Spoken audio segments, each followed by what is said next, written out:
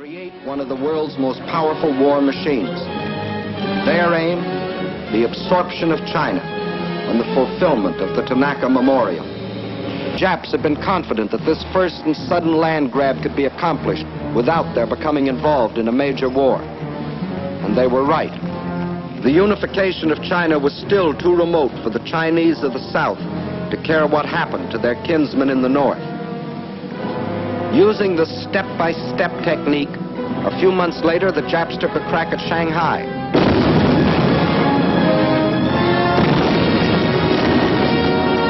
The Chinese resistance was so great, they hastily called that deal off, waited another year, and then struck in the north again, carving the province of Yehol out of China proper. This, too, they got away with. The world criticized, the Chinese protested, but still the Japs got what they wanted, another piece of China, and without a war on their hands. And to rule over Manchuria and Yehol, the Japs then set up a puppet government under their stooge, Henry Puyi, the Chinese quisling prince. But the leaders of New China remembered that in other centuries, other barbarians had invaded their country. The evidence still stood in the Great Wall, built by their ancestors more than 2,000 years earlier, and stretching for 1,400 miles across mountain and desert to protect themselves from the barbarians of the north. So, on the night of July 7th, 1937, at the Marco Polo Bridge near Peking, the Jap war machine struck.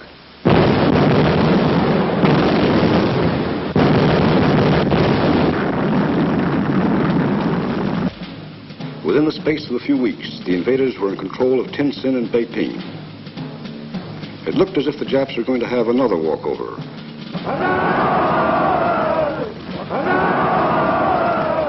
Now the Japs sat back to digest and organize this new conquest.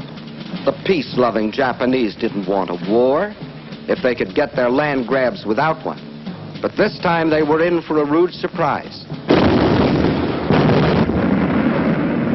This time, instead of protesting or negotiating, the Chinese struck back. And not in the north, but at Shanghai, where the Japs least expected it.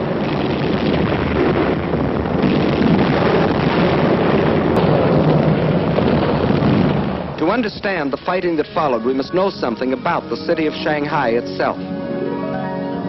Situated near the mouth of the Yangtze River, it is the biggest city in China.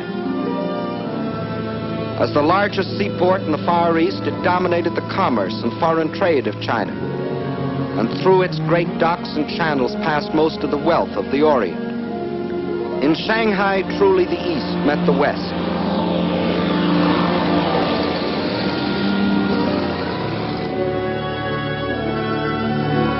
And within this city of 3.5 million Chinese was another city, the foreign settlement, made up of the French concession and the well-known international settlement. There, the various powers, including Great Britain, the United States, and Japan, had stationed detachments of troops, Japanese, British, French, and our own United States Marines, to assist the police of the Shanghai Municipal Council in the preservation of peace and order, and to protect the boundaries of the international settlement. These detachments were limited in size, but the Japs secretly, and in violation of all treaty agreements, had increased their garrison so that when fighting started on the border of their concession in August of 1937, they thought they were fully prepared for any eventuality.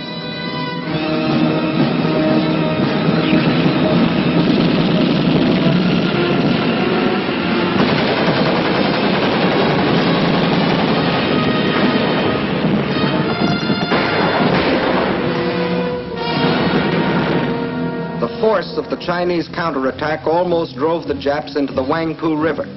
Backed up by the heavy guns of their warships, however, the Japs managed to hold out until reinforcements arrived.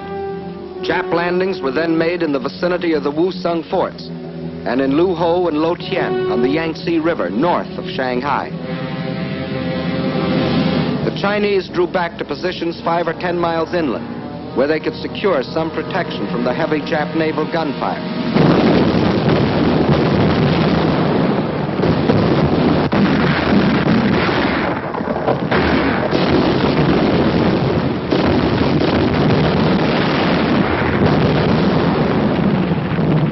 At the same time, the invaders succeeded in making a surprise landing some 20 miles to the south of Shanghai, put 2 divisions ashore, and pushed rapidly north to outflank the city.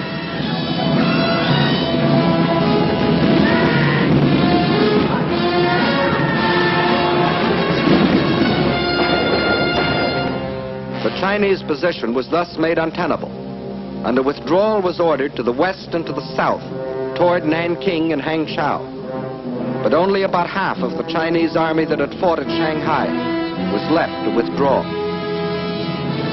Meanwhile, enraged at the very idea of anyone resisting the Imperial Japanese might, the Japs took their vengeance upon the civilian population of the city, a city without guns or planes to defend itself, and deliberately slaughtered thousands from the air.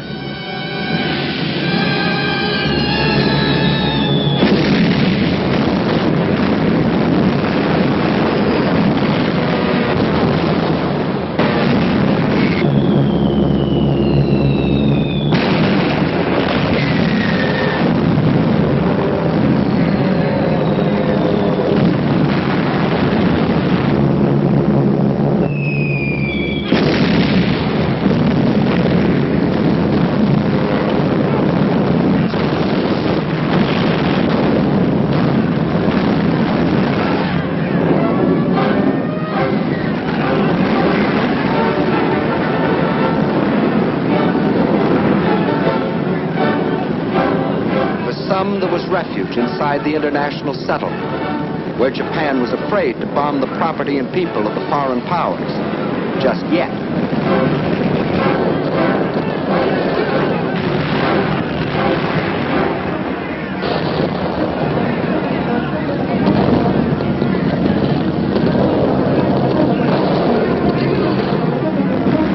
But there was not room for all. And for each who found safety inside, there were thousands huddled beyond the gates, standing helpless and undefended against the Jap attacks. There was no escape for these surging and panic-stricken people. They could only scurry through the narrow streets, pushing and packing themselves into the center of the city, to be trapped and buried alive in the collapse of bombed and burning buildings.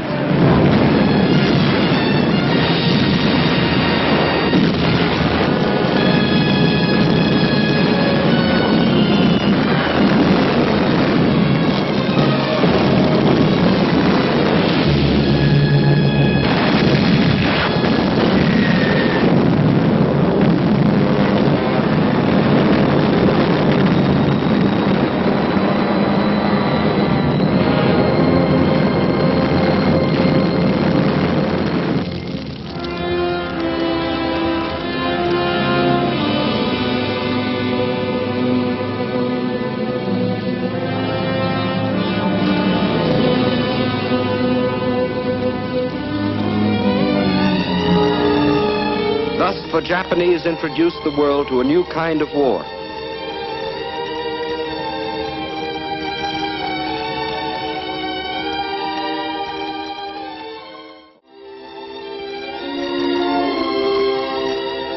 When the campaign was over, the Japs occupied the entire peninsula east of Shanghai. Reorganizing rapidly, they then launched a coordinated drive on Nanking. One column pushed along the railroad while another swung further to the south. This column then split and continued its drive, hoping to cut off any possible retreat of the Chinese armies defending Nanking. It was here in the Yangtze that the blood-crazed Japs attacked an American gunboat, the USS Panay, despite its distinctive markings.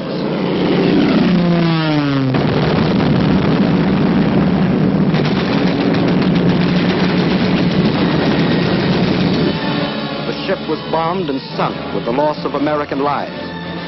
The first American warship to go to the bottom in this war. But officially, at least, this was a mistake.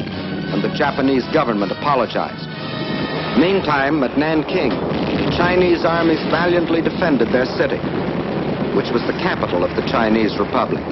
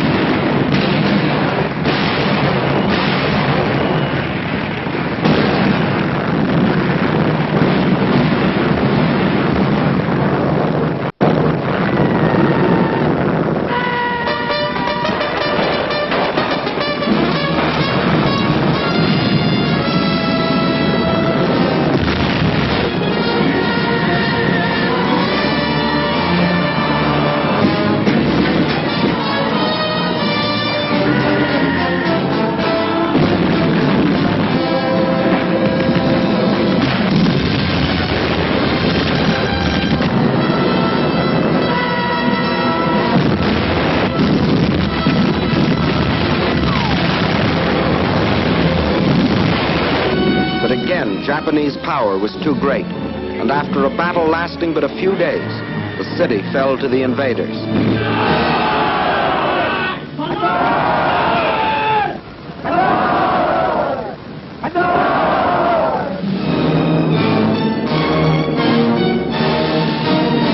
In their occupation of Nanking, the Japs again outdid themselves in barbarism. The helpless populace was trapped by the city walls and could not flee. The Japanese soldiers went berserk. They raped and tortured. They killed and butchered. By the Japanese High Command to tear the heart out of the Chinese people once and forever.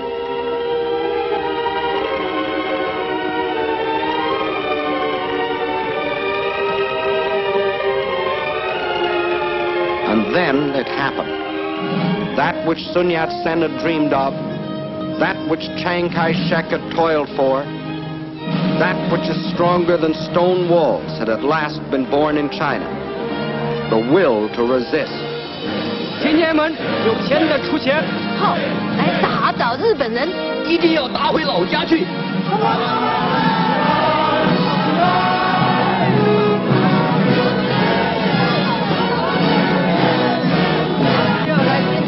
In their last bloody blow, the Japanese had accomplished what 4,000 years had failed to bring into being: a united China, an aroused China. 必须要团结一致，消灭日寇，然后我们才能够得到安全。